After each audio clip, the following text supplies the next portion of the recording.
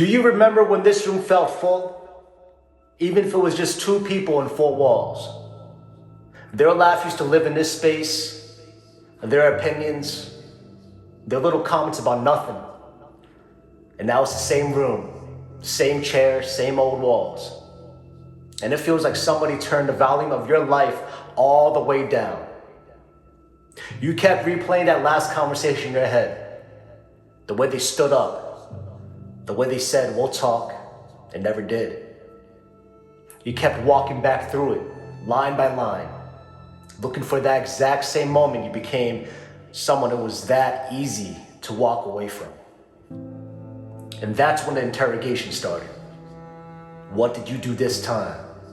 What is it about you that makes people think they can leave and nothing breaks? You became the detective on your own life, going over every scene until it hurt to think about it. You turned on yourself fast, saying you were too much, too intense, too serious about everything. And then later, you'd say, no, you weren't enough, not light enough, not easy enough to stay for. You know, the story kept changing, but the villain was always you. You'd walk past places y'all used to go and feel your stomach drop if you heard someone laugh like them around the corner.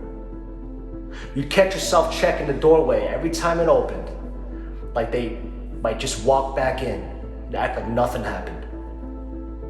And when they didn't, you did what desperate people do all the time. You started bargaining with God, saying, just give them back. I'll stop bringing up what hurt me. I'll swallow things. I'll go along with it. I'll take the blame if that's what it costs. Just don't let this be over. You were ready to twist yourself into something unrecognizable, just so you wouldn't have to sit in this chair and feel like you weren't worth staying for. There was this voice in your head going, how did you let it go this far? Why are you so afraid of being alone? You'd rather feel half seen than actually at peace. It's wild how quickly you'll sell your own dignity for one more chance to prove you're not easy to forget. And then one night you ended up by your bed, the lights low, nothing but the street outside still moving. And you asked God the same question you'd worn out. What did I do wrong to make them leave? And somewhere beneath the noise in your head, something shifted.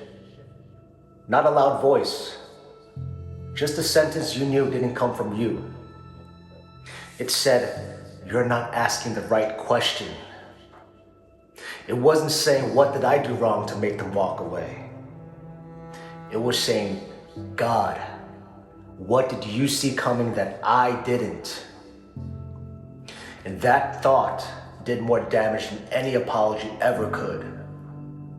You'd spent so long asking, what's wrong with me? That you never stopped to ask, what was I being protected from that I couldn't see yet? You saw somebody giving up on you, but God saw somebody he refused to let them keep defining you. In your version of the story, they got tired and moved on. In God's version, they were quietly ushered out.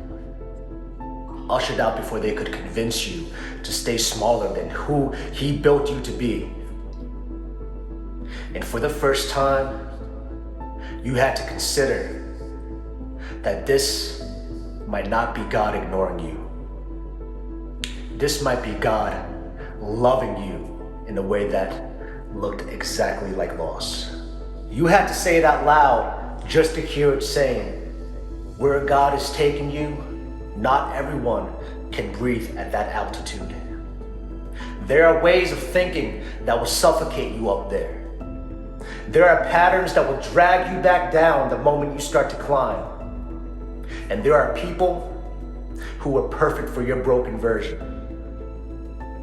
The you that kept quiet, laughed things off, took the blame, And those same people become dangerous the moment you start healing.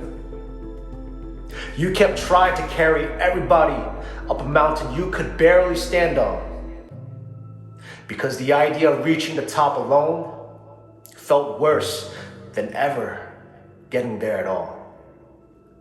But God knew if you kept rescuing who He was removing, you'd never have the strength to actually go where He was calling you. So He started separating. Not because you were better than them, but because the road in front of you and the road they were willing to walk weren't the same anymore. And some of the ache you blamed on heaven's silence was really just God saying, enough. And you sprinting after people He had already removed. There's a point where you have to look at yourself in the eye and admit you are fighting a rescue like it's rejection. You are calling God's protection abandonment because it didn't come wrapped the way you wanted it to. So now, when people fade from your life, when someone you thought was yours always goes quiet without a reason you understand, you don't rush straight into what's wrong with me. Now you've learned to ask God, what did you see that I didn't? You've caught yourself halfway through, rehearsing speeches in your head, imaginary arguments, imaginary reunions, and you had to tell your own mind, stop dragging yourself back into rooms God had already emptied. You felt that urge to reach out just to prove that you still could. But you had to whisper to your own heart, you don't need one more chance to be almost chosen. Because you're finally starting to see this isn't about being hard to love. This isn't about being cursed to watch everyone leave. This is about God refusing to let the wrong voices keep editing a story He's still writing. You see, not everyone who stood with you in compromise will know what to do with you in calling. So if God is removing the wrong people from your life right now, let Him. Let Him. Don't chase what He cut off. Don't break yourself open trying to pry back into a chapter He had already closed for you. Let the door stay shut. Let the room stay quiet for a while. Let the space they left become the space you finally grow into.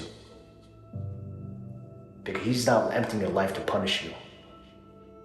He's clearing room for the ones who could sit across from you without shrinking you, who could see where you're going and not be threatened by it, who are not afraid of the healed version of you. Not everyone can go where God has taken you. And that is not proof that you're unworthy. That is proof that you are finally headed somewhere worth protecting.